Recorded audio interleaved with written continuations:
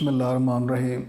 अस्सलाम वालेकुम बच्चों, मेरा नाम मोहम्मद इकबाल है और मैं यूनिक ग्रुप ऑफ इंस्टीट्यूशन में इकनॉमिक्स पढ़ाता हूँ। उम्मीद करता हूँ कि आप अल्लाह के फजल व करम से बाखैरियत होंगे।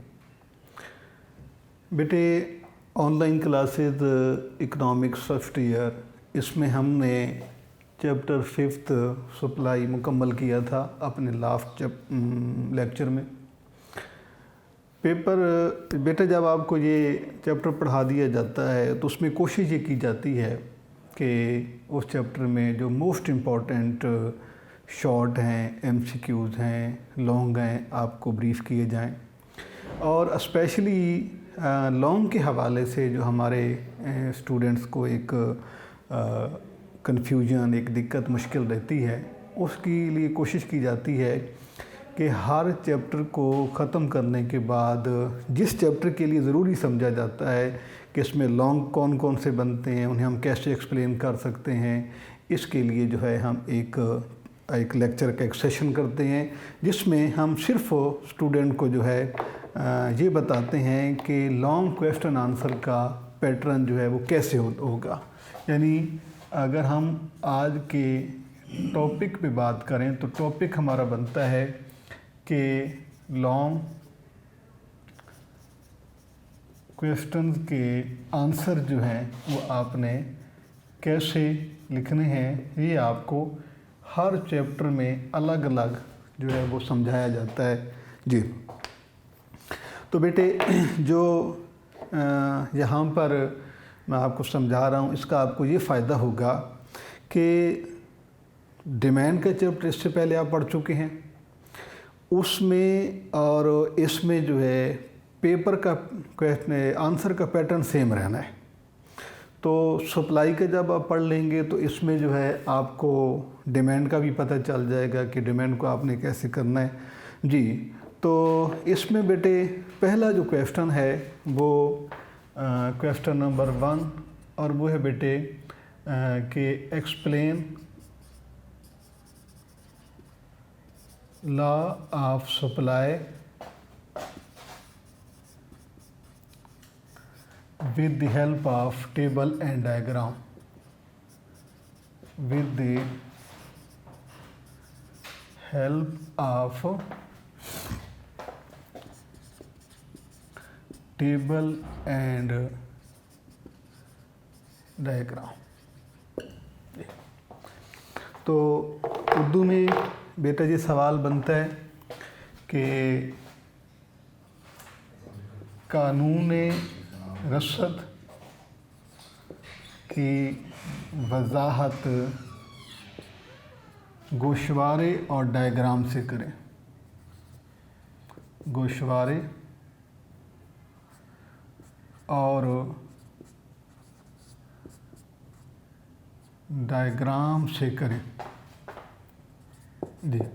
ये बेटे आपका सवाल है, बहुत ही अहम सवाल है क्योंकि हमारे स्टूडेंट जो हैं उनको अक्सर ये परेशानी रहती है और ये हमारी ऑब्ज़र्वेशन में भी बात आती है कि हमारे स्टूडेंट गैर ज़रूरी तफसील में या जो सो डिट्रैक हो जाते हैं आंसर में, जिससे नुकसान ये होता है कि उनका वक्त जो है वो ज़ाया हो जाता है। इस सवाल के जवाब में बेटे मैं आपको इसके आंसर के स्टेप बता देता हूँ कैसे आपने लिखना है। सबसे पहला काम आपने बेटा ये करना है कि आपने लॉ ऑफ सप्लाई को जो है डिफ़ाइन करना है, यानी आपने लिखनी है इसकी डेफिनेशन। और डेफिनेशन जो है बेटा आपके नोट्स में भी मौजूद है कि आपने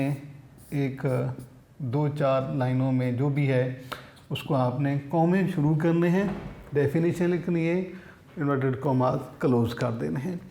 और डेफिनेशन में सिर्फ आप ये लिखेंगे the things remain the constant when price of a good increases supply increases and on decreasing price supply decreases. Urdu में आप लिखेंगे कि दीगर हालात के बदस्तूर रहते हुए जब किसी चीज़ की कीमत बढ़ती है तो उसकी मकदार रसद में इजाफ़ा हो जाता है, और जब उसकी कीमत, किसी चीज़ की कीमत कम होती है तो उसकी मकदार रसद भी कम हो जाती है। ये लिखने के बाद अगला स्टेप, यानी कि ये तो आपका हो गया बेटे फर्स्ट, या आपको समझाने के लिए मैं जहाँ पे 1 2 3 लिख रहा हूँ।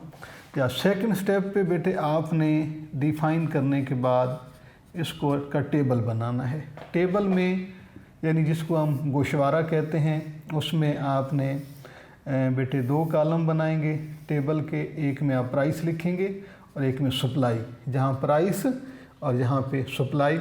और आप इसके फंक्शन के बारे में जानते हैं कि सप्लाई और प्राइस जो है ये इंक्रीजिंग फंक्शन होता है। प्राइस के बढ़ने से सप्लाई बढ़ती है, प्राइस के कम होने से सप्लाई कम होती है। और यही बात आप डेफिनेशन में भी लिख के फिर आप नेक्स्ट स्टेप कर रहे होते हैं।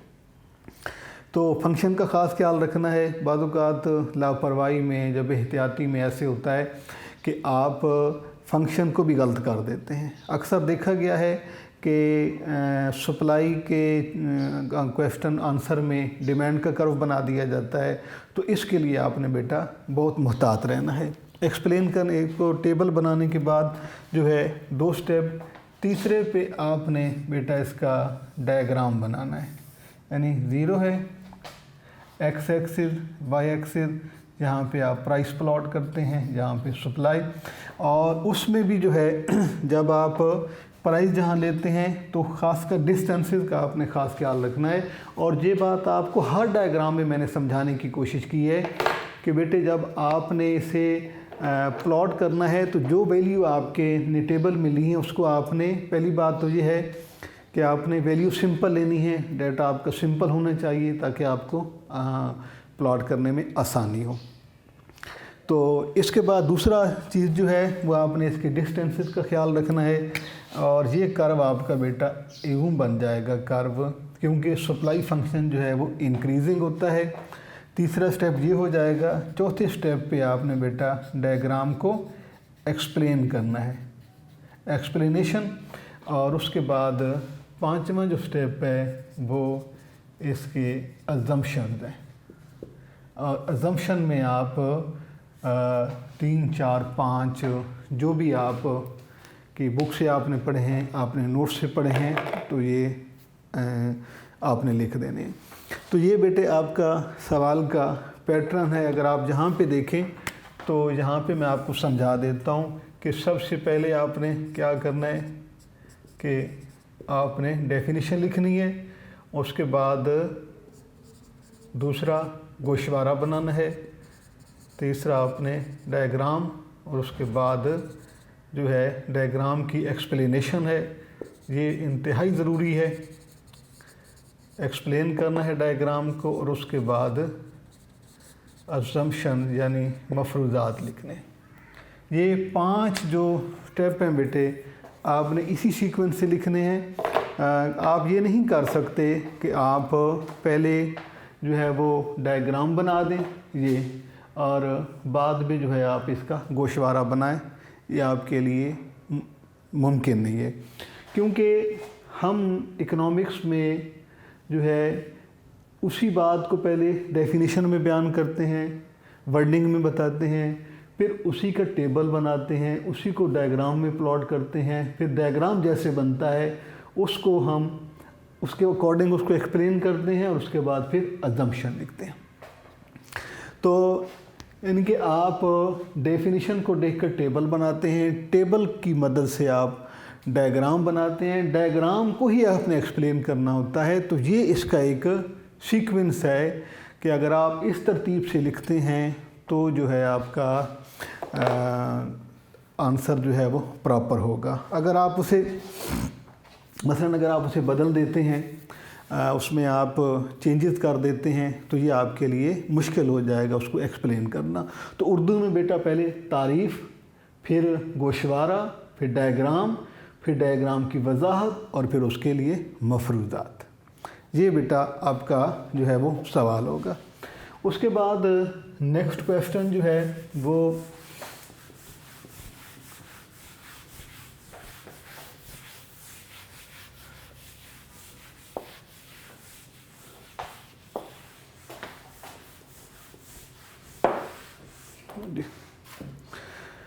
नेक्स्ट क्वेश्चन हो सकता है बेटा कि explain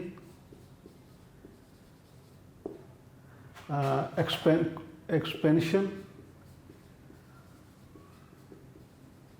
and contraction of supply,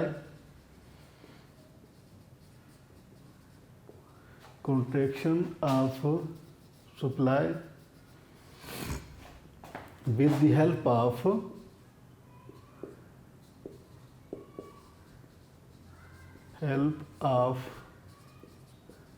table and diagram. ये सवाल का पैटर्न है, बहुत ही आसान सा इसका जवाब है। सबसे पहले आप लिखेंगे कि एक्सपेंशन और कॉन्ट्रैक्शन को आपने वर्डिंग में बताना है कि ये एक्सपेंशन और ये कॉन्ट्रैक्शन बेसिकली होते क्या हैं। उसके बाद आसानी के लिए ये है कि आप पहली हेडिंग में दोनों को डिफाइन कर दें, दूसरी हेडिंग में आप पहले लें एक्सपेंशन ऑफ सप्लाई।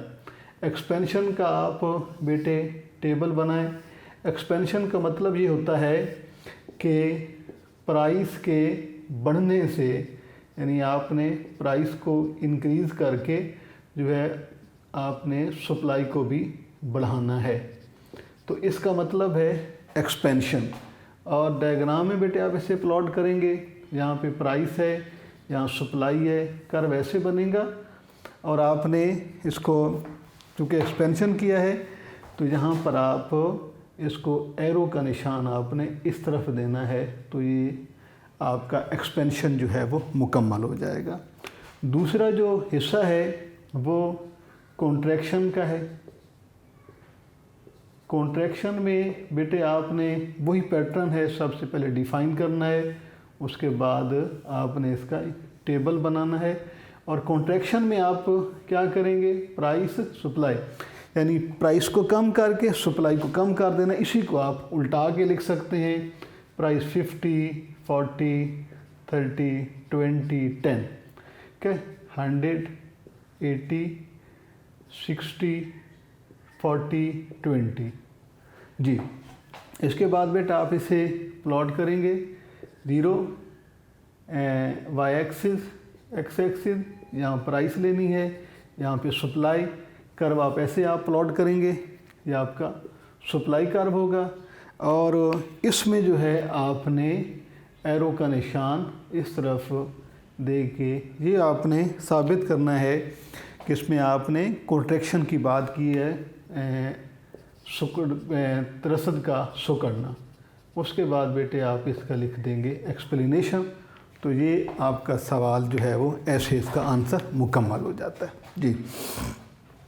उसके बाद इससे अगला सवाल जो है बेटे वो आपने कैसे अटैम्प्ट करना है। अगर आपसे सवाल ये पूछा जाता है कि एक्सप्लेन या describe rise and fall of supply with the help of table and diagram, यानी कि ये सवाल भी हो सकता है। क्वेश्चन है कि describe rise and fall of supply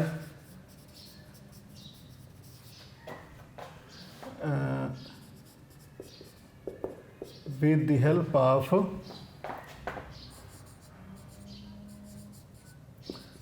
of table and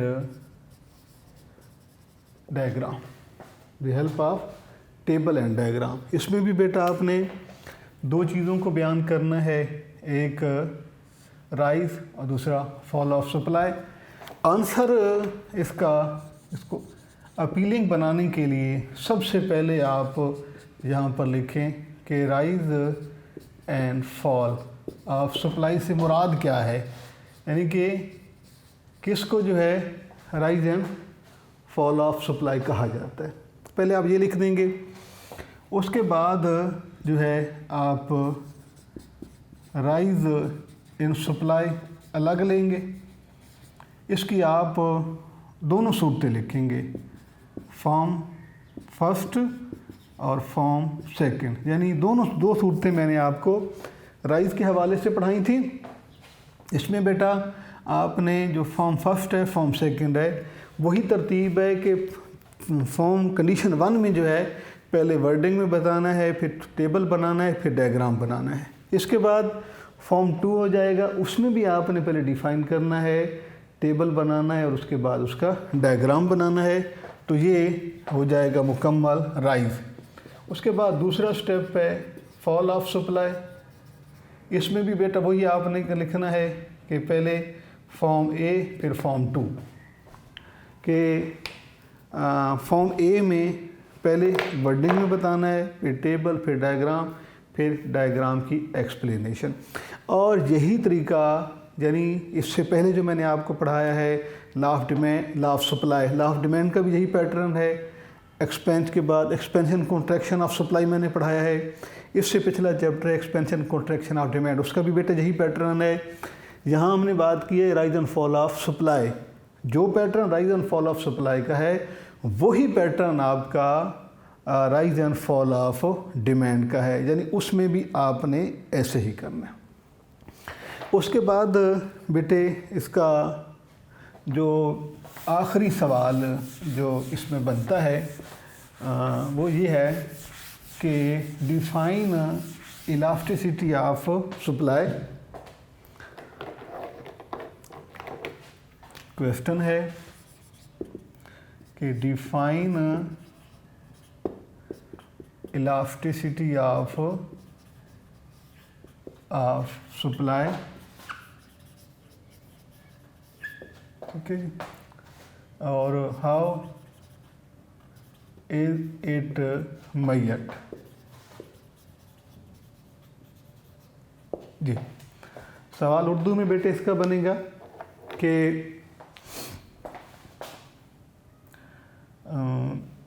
रसद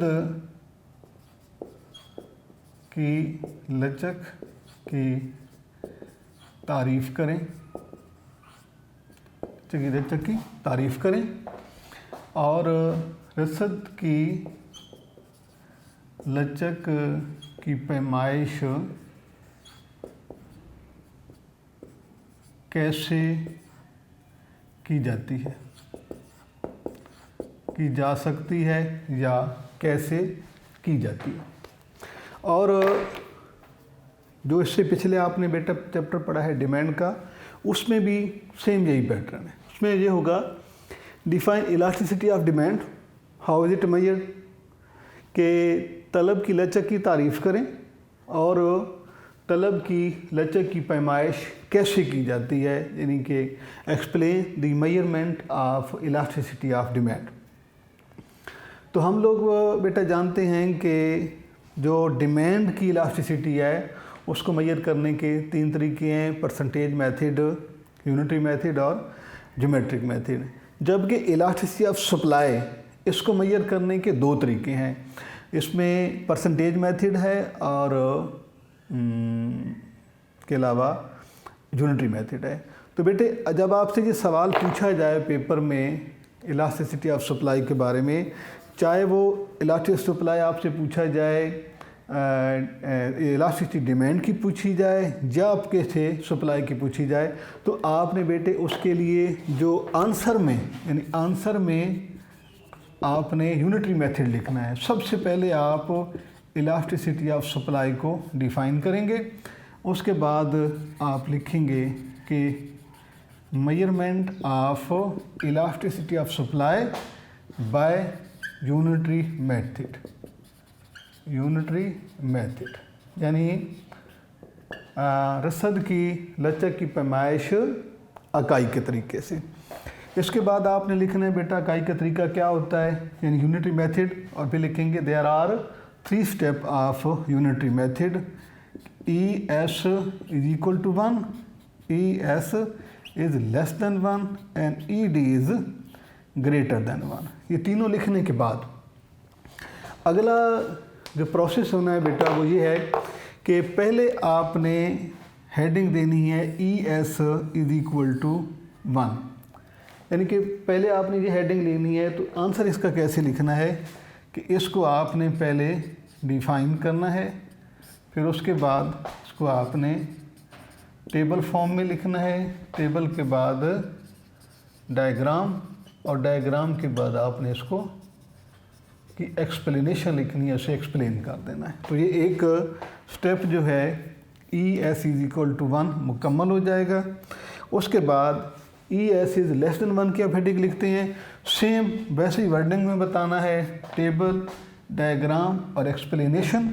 इसके बाद ES < 1 में डिफाइन, टेबल, डायग्राम, एक्सप्लेनेशन। तो तब जाके आपका यूनिटरी मेथड मुकम्मल होता है।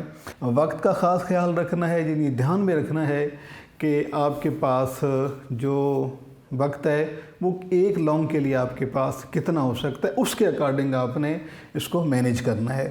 क्योंकि अक्सर ये देखा गया है कि स्टूडेंट जो हैं वो इन तफासील में पड़ जाते हैं। मसलन जिस तरह से आपके पास सपोज करते हैं कि 20 मिनट हैं, तो इसका मतलब ये है कि आपने 20 मिनट हैं, 2 मिनट में आप इलास्टिसिटी ऑफ डिमांड या सप्लाई को डिफ़ाइन कर दें।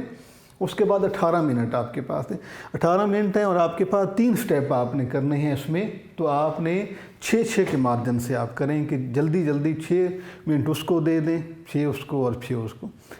अगर आप ऐसा करते हैं कि भाई पहले को लिखने में आप इतनी उसको तफसील से लिखते हैं कि आपके पास अगले के लिए वक्त भी नहीं बचता, तो इसका मतलब है आपने आधे मार्क्स का जो है वो आपने जवाब लिखा है, बाकी आपका आंसर रह गया है। तो बेटे इसमें आपने इसको ख़ास तौर पे आपने मैनेज करना है, अरेंज करना है।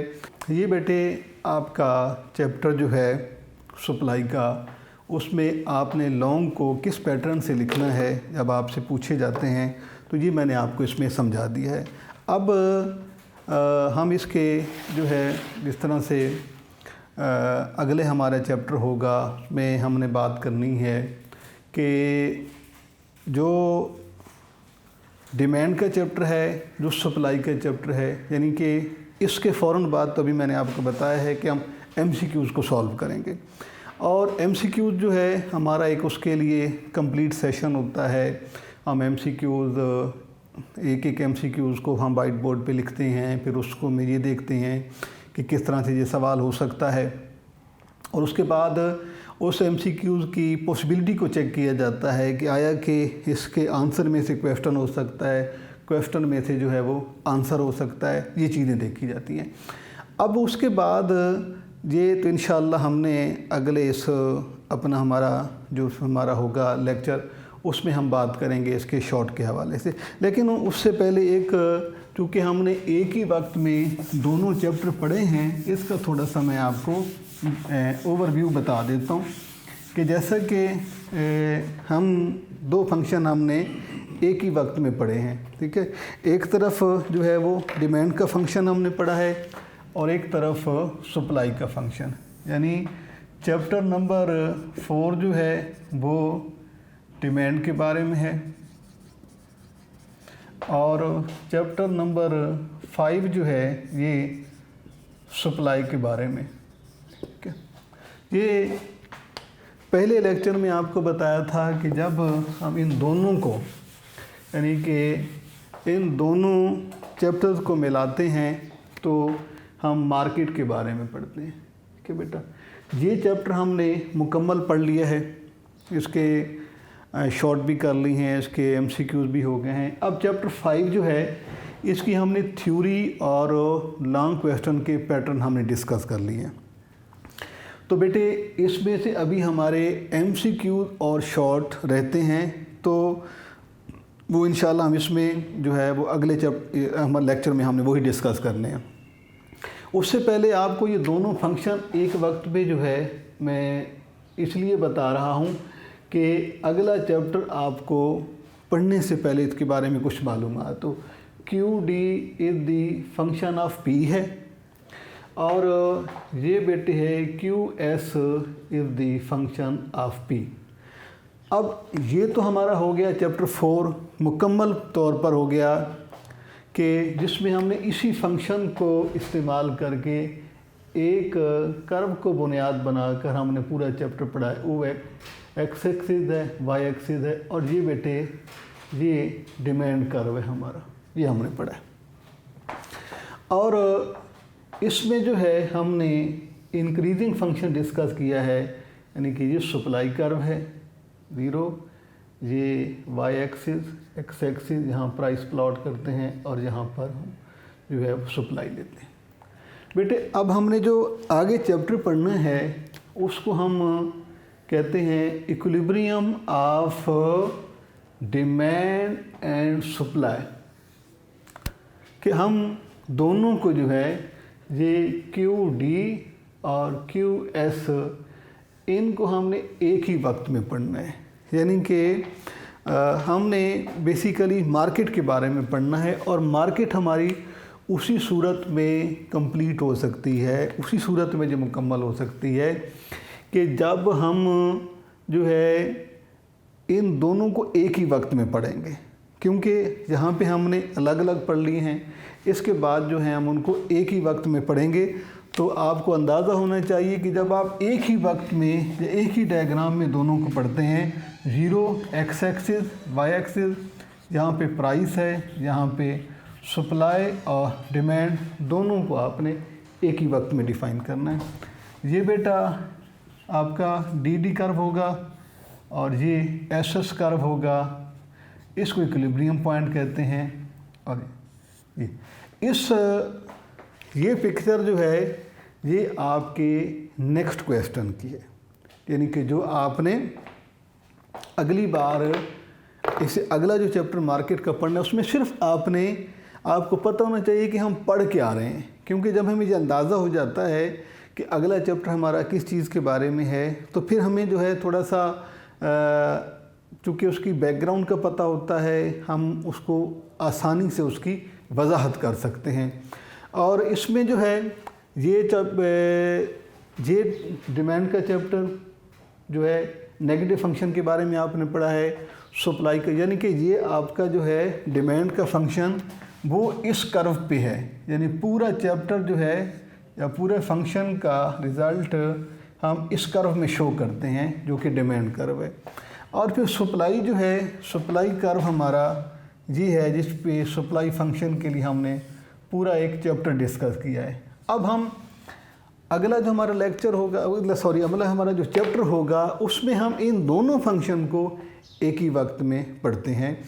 और जब आप डिमांड का चैप्टर नेगेटिव फंक्शन के साथ, सप्लाई का चैप्टर पॉजिटिव फंक्शन के साथ जब आप मुकम्मल पढ़ने के बाद फिर आप मार्केट का इक्विलिब्रियम पढ़ते हैं तो आपके लिए बहुत आसान हो जाता है। क्योंकि आपको पता होता है कि प्राइस और डिमांड में इन्वर्स रिलेशन है, डिक्रीजिंग फंक्शन है, जबकि जो है सप्लाई और डिमांड, प्राइस और डिमांड में इन्वर्स रिलेशन है और प्राइस और सप्लाई में पॉजिटिव रिलेशन है, इसका कर्व पॉजिटिव बनता है। इसमें बेटे हम जो है ये भी हमारा एक आप कह सकते हैं कि मुख्तसर सा चैप्टर है। क्योंकि डिमांड जब हम मुकम्मल पढ़ते हैं, बल्कि हमने जब पढ़ी है तो उसके बाद सप्लाई को पढ़ना आसान हो गया है। क्योंकि उसी फंक्शन को हमने जो है वो चेंज करके अपना सप्लाई का फंक्शन चैप्टर मुकम्मल किया है। तो डिमांड और सप्लाई को पढ़ने के बाद मार्केट का इक्विलिब्रियम हमारे लिए बहुत आसान हो जाता है। तो बेटा इंशाअल्लाह हमारा जो अगला लेक्चर होगा उसमें हम जो है वो सप्लाई का चैप्टर, उसके जो अभी MCQs हमारे पेंडिंग हैं हम वो डिस्कस करेंगे और उसके बाद शॉर्ट का सेशन मुकम्मल करेंगे। उनके बाद इंशाअल्लाह जो है हम मार्केट के इक्विलिब्रियम को डिस्कस करेंगे। अल्लाह हाफिज़।